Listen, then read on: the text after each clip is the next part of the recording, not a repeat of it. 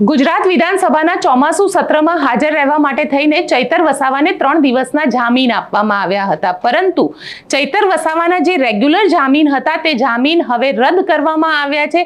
રાજપીપળાની જે district court છે તેના દ્વારા જામીન રદ કરવામાં આવ્યા છે। અત્યારે અમારી પાસે જે સમાચાર આવી રહ્યા છે, જે બ્રેકિંગ ન્યૂઝ છે, તેના પ્રમાણે ચૈતર વસાવાએ જે રેગ્યુલર જામીન આપ્યા હતા, જેના ઉપર આજે ફેસલો સુનાવવાનો હતો, તે કોર્ટે ફેસલો સુનાવી દીધો છે અને ચૈતર વસાવાના જામીન જે છે તેને રદ કરી દેવામાં આવ્યા છે। એટલે ચૈતર વસાવા હવે ગુજરાત વિધાનસભાથી સીધા વડોદરાની સેન્ટ્રલ જેલમાં જશે અને વડોદરાની સેન્ટ્રલ જેલમાંથી ચૈતર વસાવા વિધાનસભામાં આવ્યા હતા, ત્યાંથી હવે સીધા એમને જેલમાં જવું પડશે। હજી પણ ચૈતર વસાવાનો જેલવાસ જે છે તે લંબાશે, કારણ કે ચૈતર વસાવાની 11મી તારીખે ગુજરાત હાઈકોર્ટની અંદર ડેટ હતી અને થયું એવું કે ચૈતર વસાવાની આ હાઈકોર્ટની પિટિશન જે હતી તે પાછી ખેંચી લેવામાં આવી તેમના વકીલ થકી અને ત્યારબાદ તેને સેશન્સ કોર્ટ એટલે ડિસ્ટ્રિક્ટ કોર્ટ જે છે રાજપીપળાની તેની અંદર કરવામાં આવી હતી, જ્યાં આર્ગ્યુમેન્ટ્સ કરવામાં આવ્યા હતા અને આજે આર્ગ્યુમેન્ટ બાદ જે જજમેન્ટ હતું તેને રાખવામાં આવ્યું હતું અને જજમેન્ટ હવે આવી ચૂક્યું છે। ચૈતર વસાવાના જે રેગ્યુલર બેલ હતા એટલે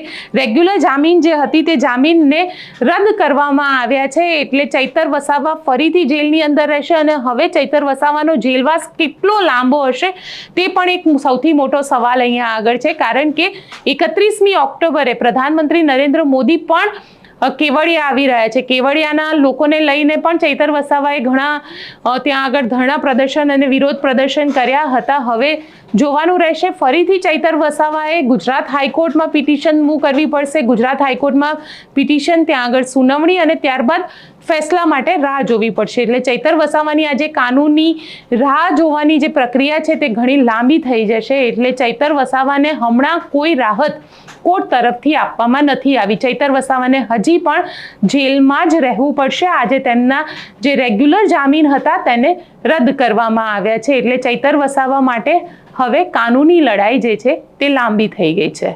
આપ શું માનો છો મને કોમેન્ટ બોક્સમાં ચોક્કસથી લખીને જણાવજો અને અમારી ચેનલ નિર્ભય ન્યૂઝને લાઇક, શેર અને સબસ્ક્રાઇબ કરવાનું ભૂલશો નહીં। આભાર।